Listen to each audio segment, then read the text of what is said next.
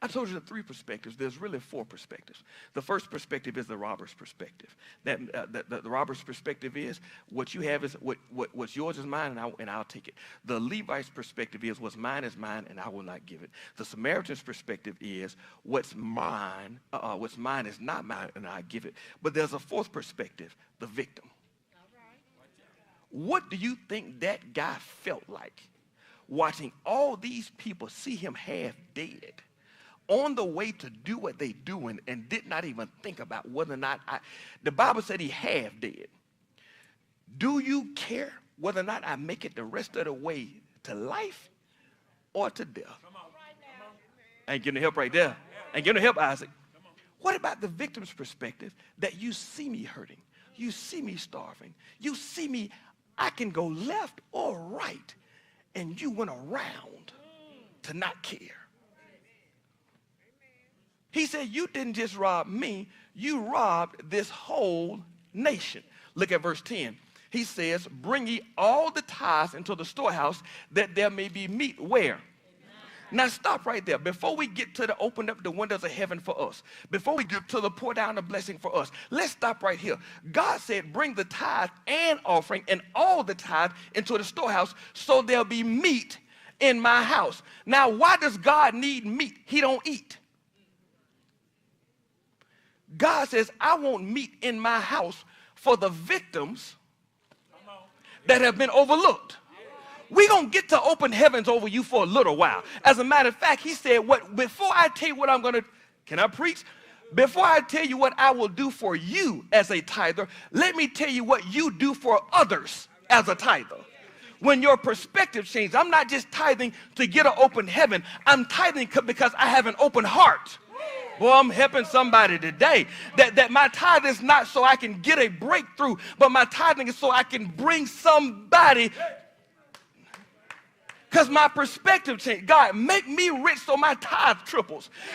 Increase me so that I can pay for those 5 children to get there. Because I don't want these children to be sitting on the corner. I want them to go to college. But it's going to be on my dime, on my tithe, on my offering. Because it's not mine. I'm willing to give it. How many of y'all glad y'all come to service? Now, you be God. Right? Okay. Miss Julia, can you be Miss Julia? Now, you got to practice. Take big shoes to be Miss Julia. Come on, stand back here. Come on around here. These 3 of my favorite people. You know where the rest of my favorite people at? All out there. Y'all see that Doug Taylor smile? All out there. Miss Julia, this is your paycheck. Can you give your tithe to God? So out of 10 oatmeal cakes, God only asked for 10%. He give you 10 M&Ms, all he asked for is 1 M&M. God give you 10 oranges, 10 Capri Sun, 10 Oreos, 10 Gatorades. No, you can't have those after service. Now look, when God gives you $1, he asks for a dime. Amen. This is all I ask for. But this is yours. He ain't really asking for.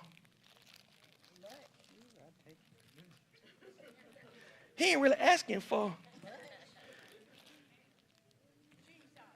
Now, this ain't even all, but look at her compared to him. That $10 out of 100 ain't really that much of a whole lot. But look at the powerful thing about this is, the Bible says, when I don't give, I've robbed him, wait a minute, and the whole nation.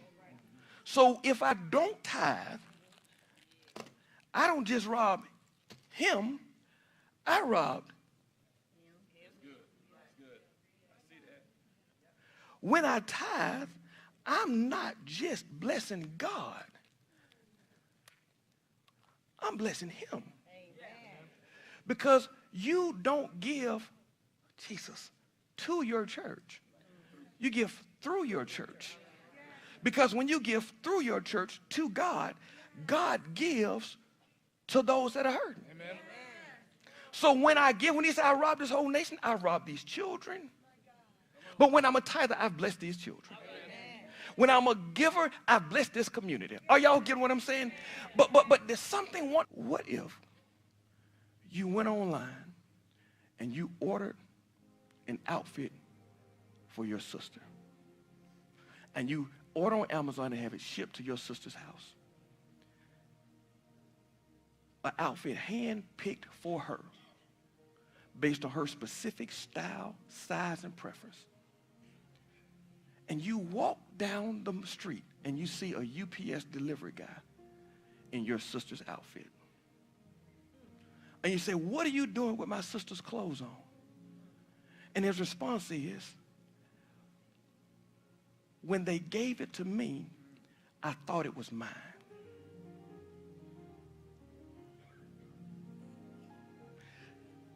Just because it hits your hand doesn't mean it's automatically yours.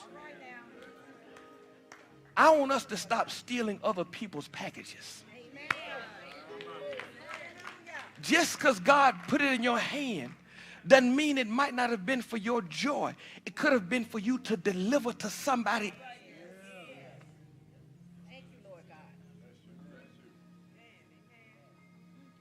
Some changes.